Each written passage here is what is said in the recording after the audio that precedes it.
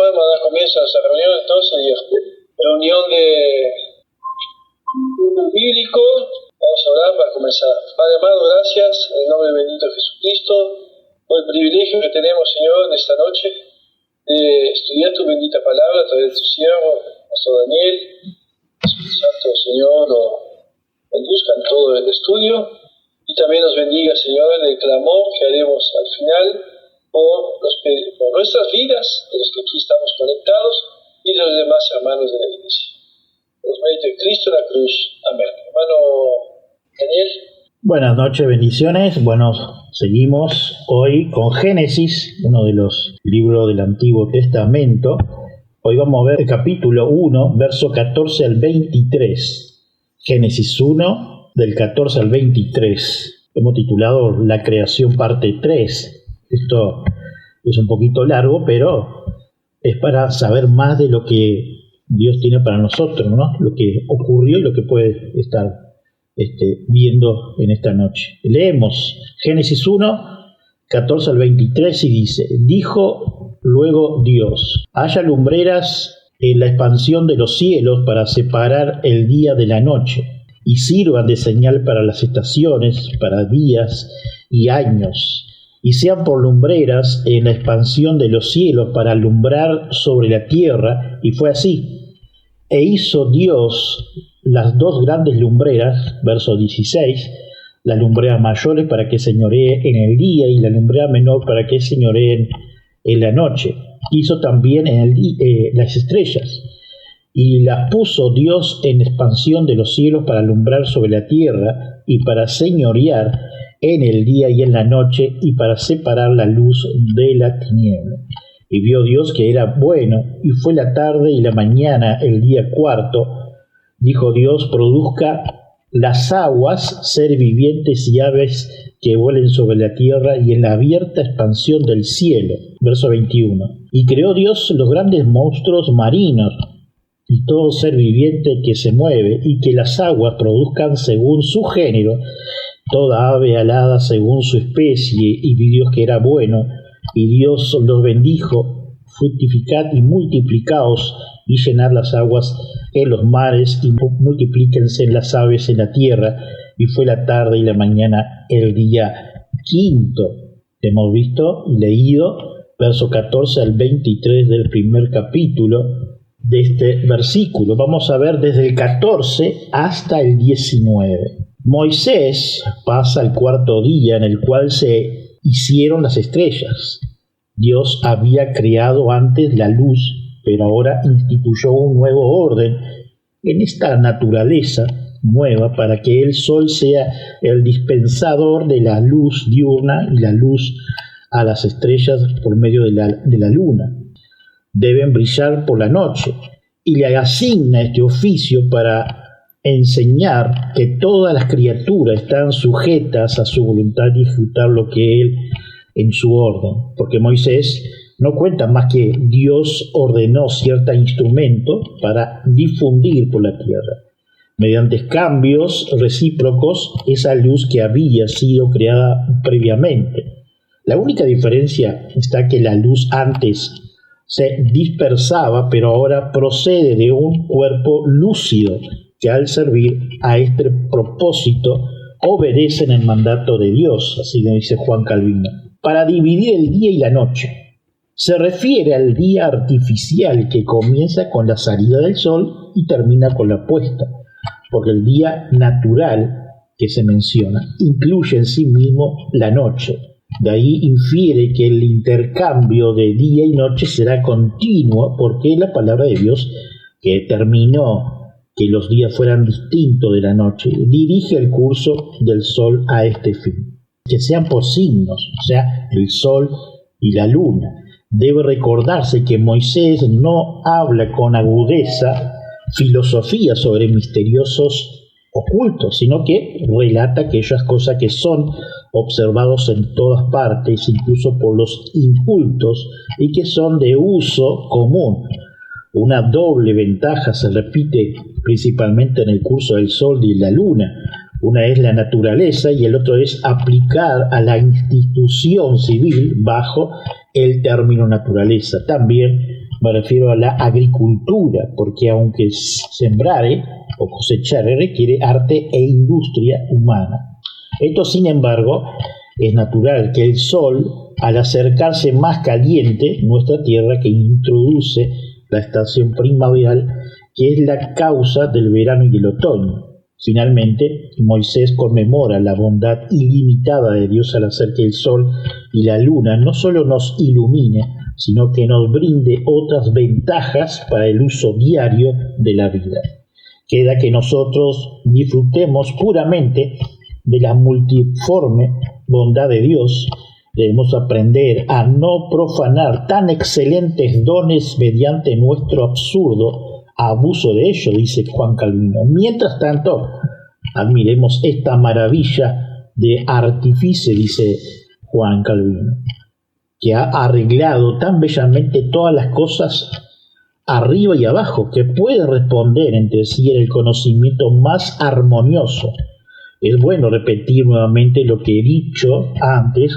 Aquí no se discute filosóficamente cuán grande es el sol en el cielo y cuán grande o cuán pequeña es la luna, pero cuánta luz nos llega a ellos. Porque aquí Moisés, el patriarca, se dirige a nuestro sentido para que el conocimiento de los dones de Dios que disfrutan no se desvanezca. Por lo tanto, para comprender el significado de Moisés, no tiene sentido valorar por encima del cielo o abramos solo los ojos para contemplar esta luz que Dios nos enciende en la tierra. Por estos métodos se repite suficientemente la deshonestidad de aquellos hombres que se censuran a Moisés por no hablar con mayor actitud, porque cuando se convirtió en teólogo tuvo más respeto que nosotros, que por las estrellas, tampoco en verdad ignorar el hecho de que la luna no tenía suficiente brillo para iluminar la tierra, a menos que tomara prestado del sol.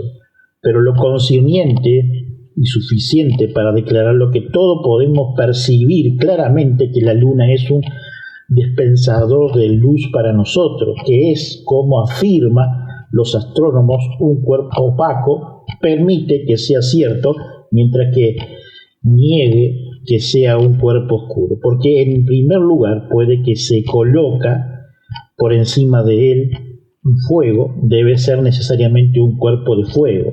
De ahí se sigue que también es lumínico, pero viene de la luz suficiente para penetrarnos a la atmósfera.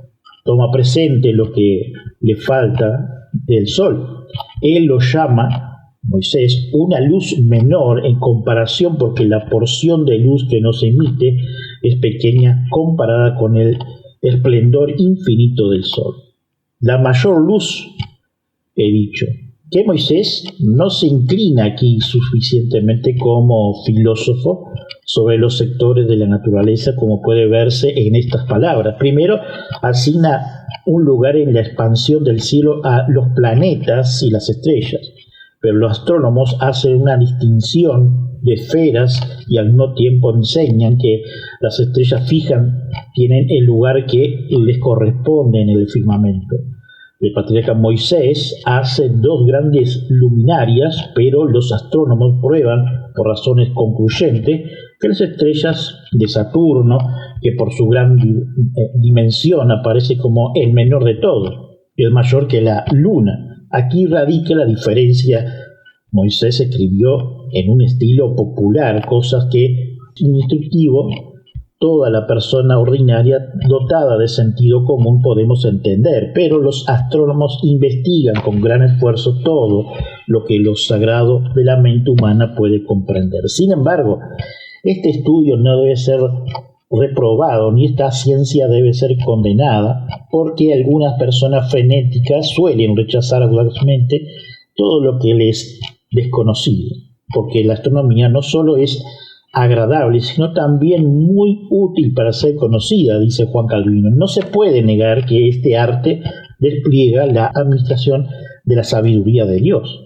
Por lo tanto, así como los hombres ingeniosos deben ser honrados que han gastado un trabajo útil en este tema, así los que tienen tiempo libre y capacidad, no deben destruir este tipo de ejercicio. Tampoco el patriarca Moisés realmente deseaba apartarnos de esta búsqueda omitiendo cosas que son propias del arte, pero debido a que fue ordenado maestro tanto de los ignorantes y rudos como de los eruditos, no pudo cumplir con su oficio de otra manera que descendiendo a este método de instrucción más burdo. Por último, dado que el Espíritu de Dios abre aquí una escuela común para todos, no es de extrañarse que elija principalmente aquellos temas sean inteligibles para todos. Si él es astrónomo, pregunta sobre la dimensión de relación de la estrella.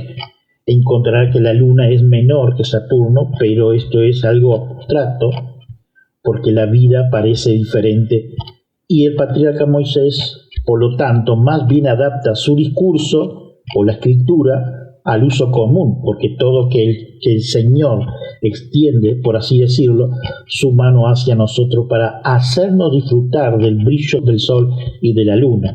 ¿Cuán grande sería nuestra ingratitud si cerráramos los ojos con nuestra propia experiencia? Por lo tanto, no hay razón para que lo saquemos de ese tropiezo y de ese mérito de Moisés el patriarca, dice Juan Calvino. Y no olvidemos que si no tuviese la luna, no había contención en los mares. Cuanto más lejos esté la luna, más problemas va a haber en los mares, porque es la gravedad según los estudios. Si se dice aquí que el sol y la luna fueron creados absolutamente, o si solo se crearon en lo que a nuestro planeta le concierne, por los densos vapores que se elimina para que se pueda ver el sol y la luna y las estrellas, es una cuestión de no consecuencia en absoluto para nosotros. Mejor aprendemos una lección de ellos. Estas luces deben gobernar, pero también deben de gobernar dando luz. Y hermanos, esta es la verdadera regla de la Iglesia de Dios. El que da más luz es el verdadero gobernante, y el hombre que aspira al liderazgo en la Iglesia de Dios sí sabe lo que hace y aspira a ser líder, siervo de todos, entregándose por el bien de todos, así como nuestro Salvador dijo a sus discípulos: el que quiere ser el primero de ustedes será siervo de todos, así nos dice Spurgeon. El sol y la luna son los servidores de toda la humanidad y por tanto gobiernan de día y de noche.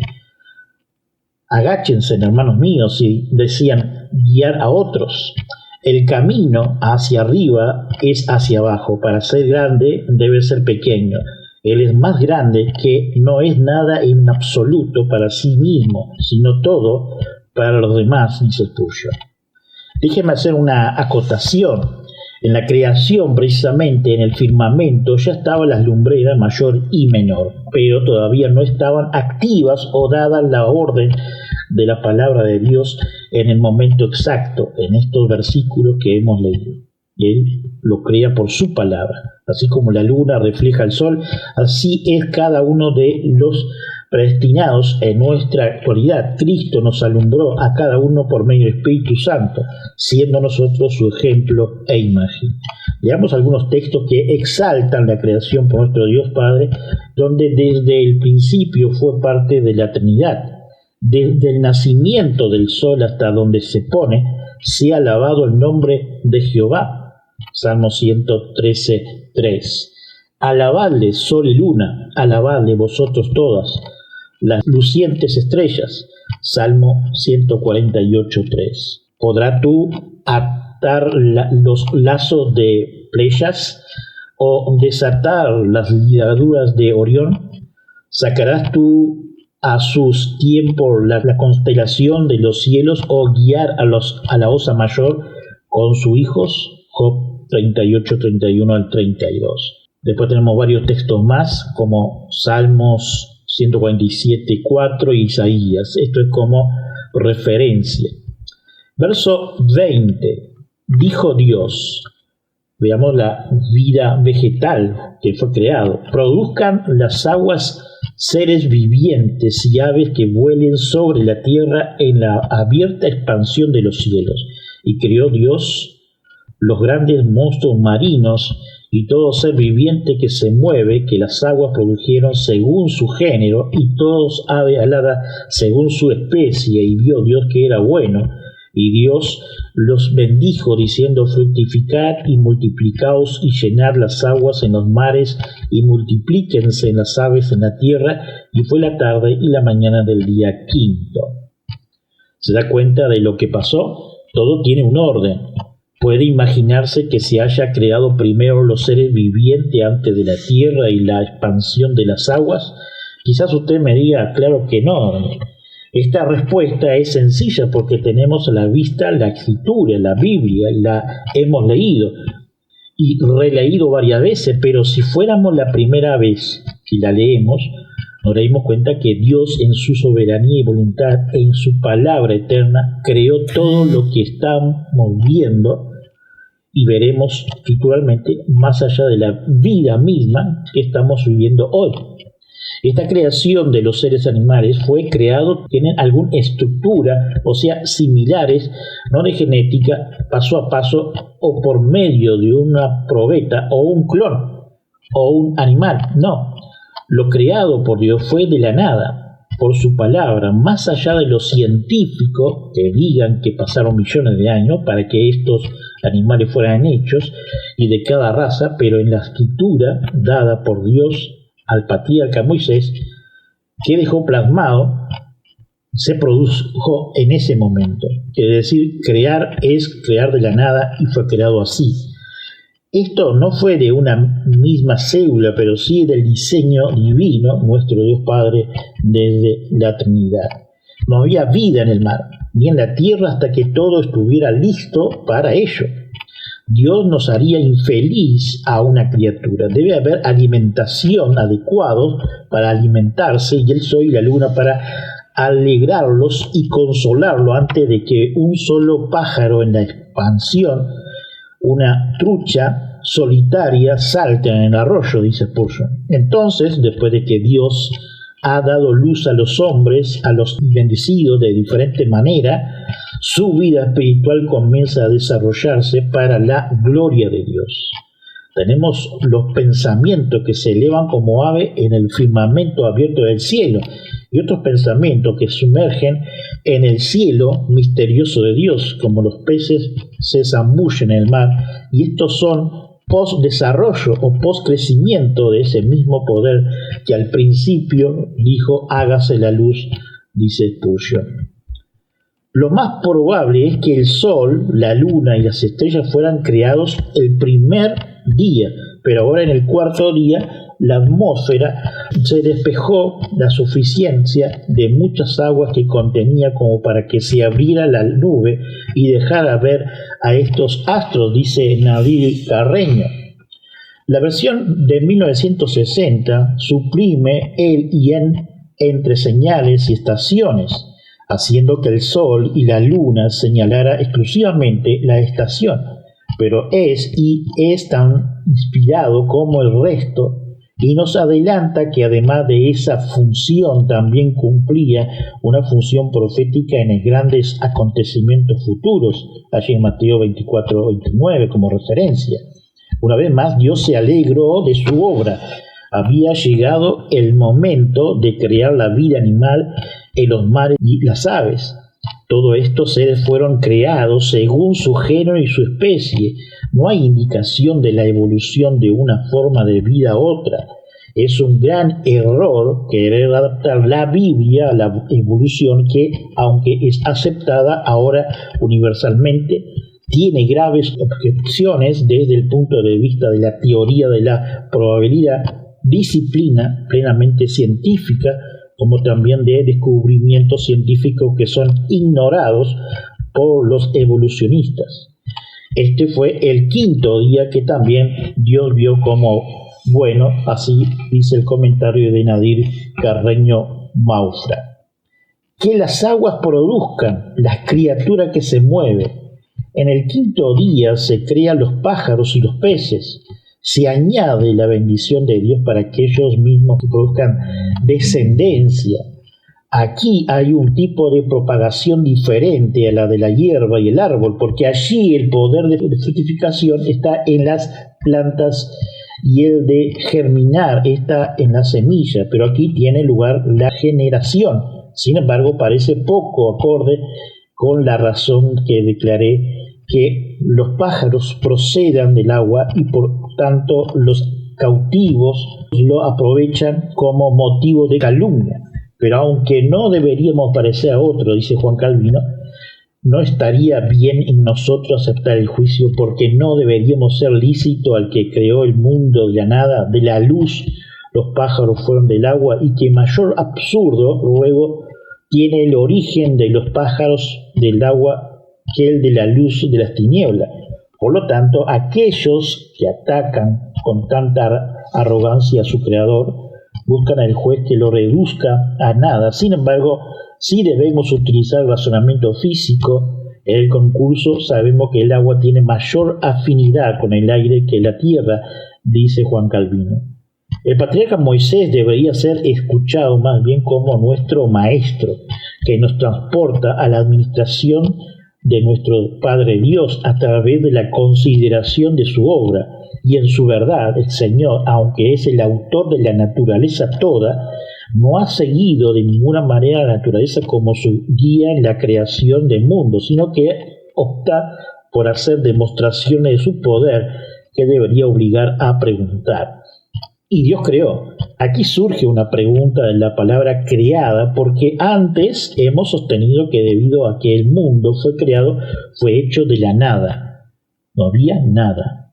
Pero ahora el patriarca Moisés dice que se ha creado cosas formadas a partir de otras materias, quienes afirman verdaderas y propiamente que los peces fueron creados porque las aguas no eran en modo alguno suficiente o aptas para su producción. Solo recuerden un subterfugio, porque mientras tanto quería el hecho de que exigía el material de que fueran hechos todas estas cosas. Por tanto, no limita la creación de lo que aquí se habla de la obra del quinto día, sino que se supone que se refiere a esa más una gran fauna. Dios entonces, se dice, creó las ballenas y otros peces, no que el comienzo de su creación deba contarse desde el momento en que recibe su forma, sino porque están comprendidas en la materia universal que fue hecha de la nada.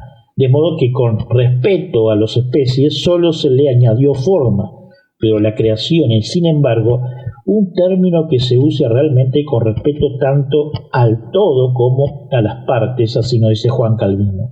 La palabra comúnmente traducida, ballena, cetos, belcete, podría a mi juicio no traducir incorrectamente como timus o atún, como corresponde a la palabra hebrea taninim, cuando dice que a las aguas dieron a luz.